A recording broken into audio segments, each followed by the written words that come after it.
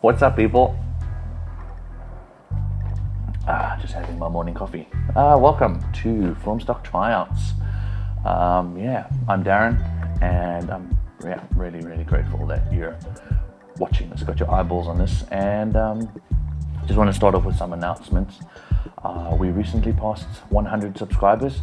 We're at 113 now, and I'm really grateful to every viewer, to every subscriber, every comment, like, share, every form of engagement from someone outside of myself.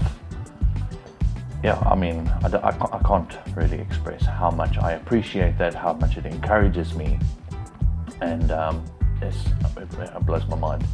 I posted on Threads yesterday that like 30 new people subscribed within the last 28 days, and that it's 30 people. I know that there are people that have millions of subscribers and followers and stuff, but that's 30 human beings.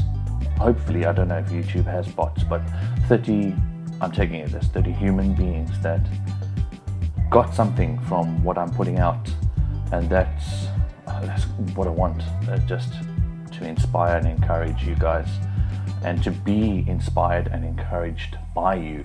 So I just want you guys to know you are encouraging me by subscribing, commenting, liking, interacting with me and each other in this little corner of the internet and just across the world. So I'd really like to continue fostering and building up those who are investing their time in watching my videos and who want to learn and improve and grow. So I'd love to hear what you guys like, what you don't like, what I can do better, what you'd be more interested in hearing more of, any video ideas that you have for me to do that you might be interested in seeing from me, and maybe any people that you think I should highlight, talk to, interview, just engage with. So let me know those things in the comments, or message me on Instagram or Threads or wherever I'm active, which is mostly those three: YouTube, Instagram and Threads. And also look what I got my hands on. Harmon Phoenix. It was released on the 1st of December. It's now the 6th of December, so I managed to get my hands on the roll, and I'm pretty excited to be shooting this sometime soon. I'm still not really sure what I'm going to be shooting. I'm thinking of maybe embracing the Phoenix kind of side of it and going to shoot a Chinese temple, traditional cultural landmark, and hopefully also maybe trying some portraits with it. So let me know what you think I should shoot with this, and then hopefully a video on this will be up not too distant in the future. So from what I've seen of it, I'm not too taken by the results, but I need to try it out for myself and see. What I am really excited by is that a company, a pretty large company, Harmon Technologies, who produce Ilford and Kentmere and Oriental Seagull, which is the one that I did last week, that they've seen a market for making a completely new film stock, and that's amazing. That's inspiring and encouraging for 2023 to know that there are companies that see it and believe in it.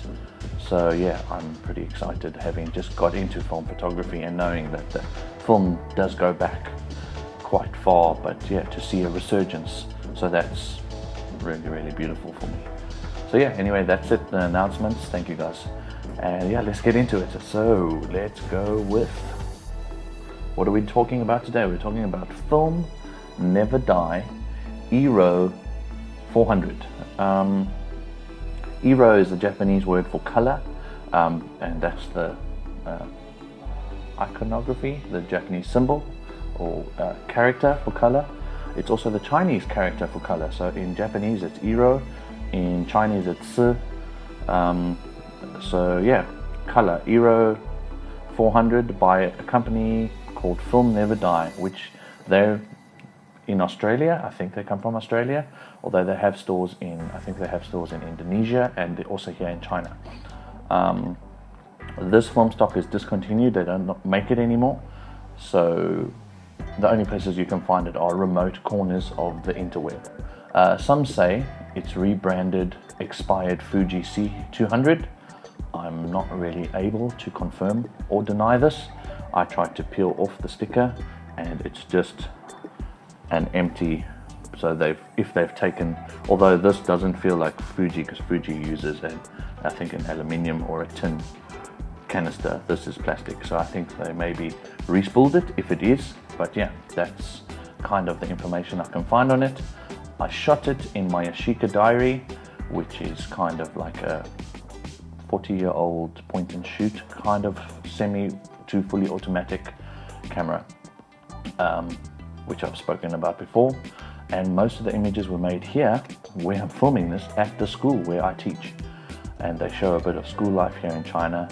So I'll be sharing some of those stories about the images here on YouTube or on my Instagram or Threads under my Let's Talk Photos playlist series, whatever it is. So yeah, and I'm highly partial to some of the images I got back and then somewhat ambivalent to others.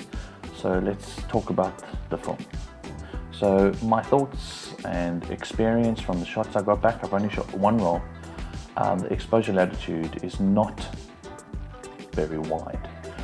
Say about half a stop to maybe one stop over, and it's not very good underexposed. I do have a few shots that are slightly underexposed. I don't know exactly by how much, because the Yashica diary doesn't let you set or control anything about the aperture. It shoots from 3.2 to 22, I think, and it chooses the aperture and shutter speed for you. The only thing you can put in is obviously the filmstock's ISO. So I don't think it has the widest exposure latitude. It's also not very sharp. It's about as sharp as a broad paintbrush, from my experience and from the results that I got, as you'll see. It does have quite a bit of contrast. It is pretty contrasty, and then it also is quite grainy. And I think maybe also what I should do, as with I think all the films that I'm going to be sharing now, is I should shoot some more. The only film that I've shot multiple times is Kodak Gold, but yeah, I think maybe I should try and get another roll of this if I can, and shoot it in my Canon or maybe in the Leica, so that I can control that a bit more and see. But yeah, from what I got back, it's not very sharp, doesn't have much exposure latitude, and it is pretty grainy. So yeah, let me know if you've even heard of this film and just my kind of takeaways.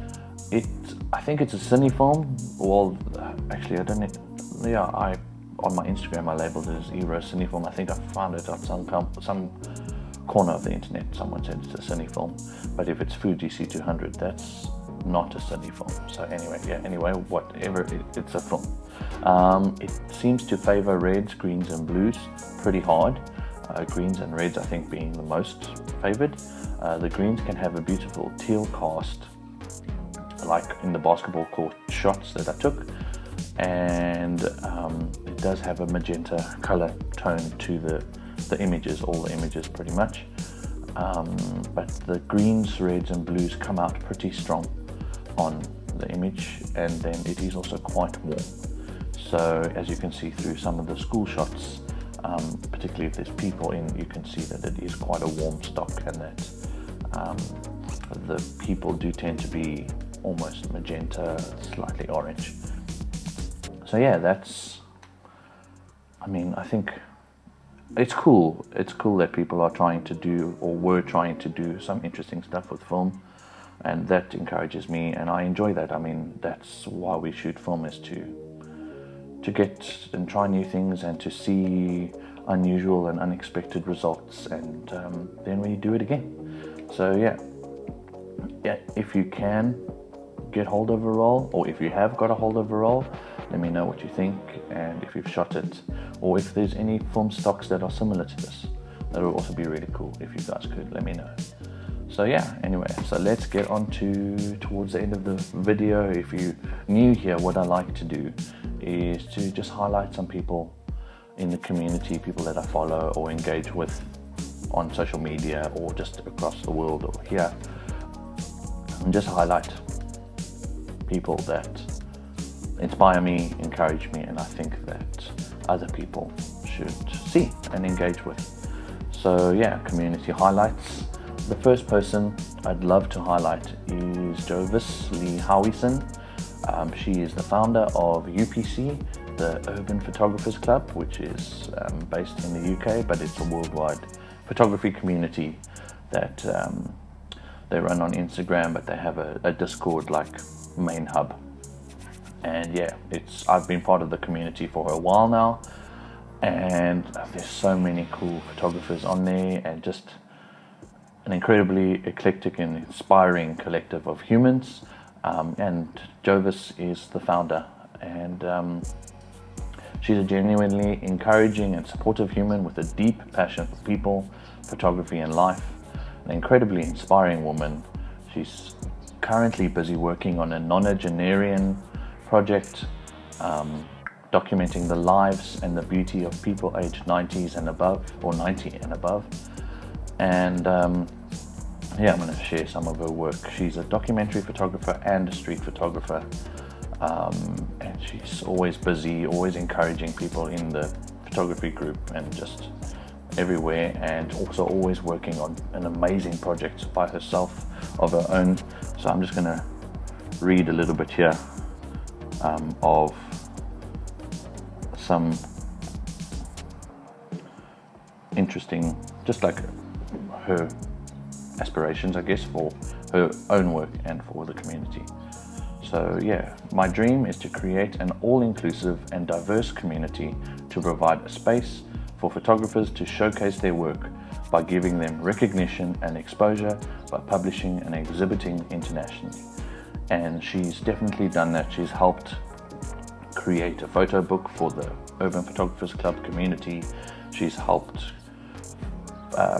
create, host and integrate some of the community's work into exhibits in the UK and I think elsewhere across the world.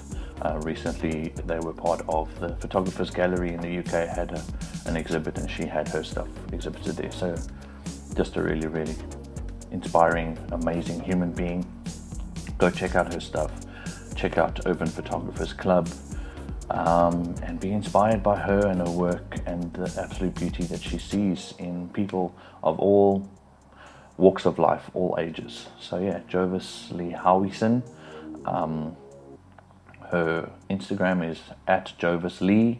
I think her threads is the same, and I'll put the links in the description for you guys to check out, and I'll put the link for Urban Photographers Club, the website where you can get the Discord. And then the next amazing human is, I hope I get his name right, Ebi Agbeyegbe. If I'm getting your surname wrong, I really apologize. But yeah, Ebi is a champion of a human being, an incessant shooter. He shoots and develops film like every day. Every day I see on threads he's gone out and shot some new film, and he's already developed it and he's waiting for the results, just for the film to dry. He's really, really busy, always loves shooting. He's been doing photography for about 9 years, I think he said. And yeah, his day job is a colorist for TV and I think film, but he loves to shoot primarily black and white film. And I asked him why that is, because it's interesting for me that he works as a colorist, but he loves to shoot in black and white. So I asked him about that, and let me see if I can find what he said. There we go. Okay, so yeah, I asked him, and then this is what he said about why he shoots in black and white. I feel like black and white is more expressive. As long as I can remember, I've always wanted to shoot black and white. I came up loving photography through war photography, of all things, and that taught me the ability to document things and how to tell stories. So I learned how to understand photos that way. Also, I find color distracting. My day job is a colorist in commercials and TV shows, so I feel like colors have to be perfect. Black and white allows me to be free and just focus on composition, story, and how life is expressed. And yeah, I love that. Just he's so interested in wanting to tell stories.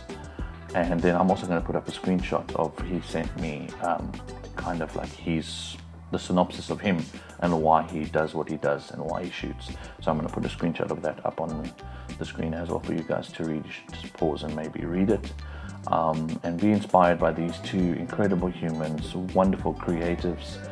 They're very active on social media or within their communities, and they're very inspiring. They make amazing work, as you have seen, and yeah, they would be an asset to any person, just as a friend, an encourager, and someone who might inspire them.